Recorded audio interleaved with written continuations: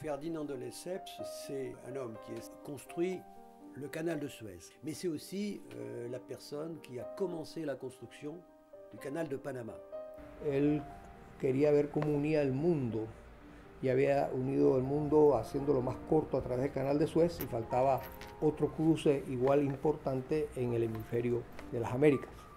Y afortunadamente para los panameños, él escogió Panamá. En la memoria colectiva panameña, Ferdinand de Lesseps realmente no está muy presente.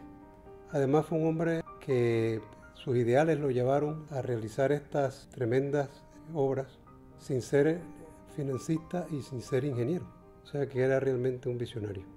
Que bien évidemment l'aventure de Suez est pour Ferdinand de Lesseps et pour la France une grande réussite, alors que dans les perceptions collectives, l'histoire du canal de Panama reste celle d'un échec. Ellos querían hacer un canal en el nivel como había del de Suez, mucha malaria, fiebre amarilla, no sanearon el istmo.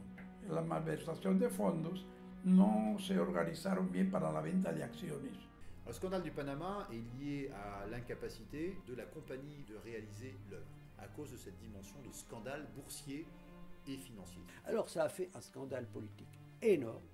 Il y a eu une commission parlementaire pour savoir qui des députés avait touché des pots de vin. Certains personnages très célèbres de l'époque ont été accusés.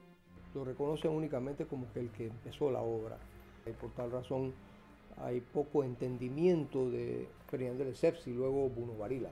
Alors le mot Paname, c'est un mot de l'argot parisien qui s'est vraisemblablement lié à l'histoire de la France avec le Panama, bien évidemment, puisque le canal de Panama c'était quelque chose d'énorme, le scandale de Panama c'est quelque chose d'énorme, et comme Paris était la plus grande capitale à l'époque, c'est devenu par métaphore et par extension le symbole de la ville de Paris.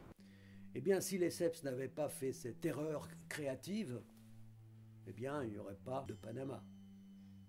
Ni de canal de Panama, ni de ville de Panama, ni d'état de Panama. A todos los que estaban alrededor de Ferdinand de Lesseps, incluyendo a su hijo, la historia y los jueces lo condenaron. Yo creo que la historia también condenó a de Lesseps. Gambetta lui avait donné le titre de grand français. Paname, on t'a chanté sur tous les tons, et à plein de paroles dans tes chansons, qui parlent de qui, de quoi donc. Paname,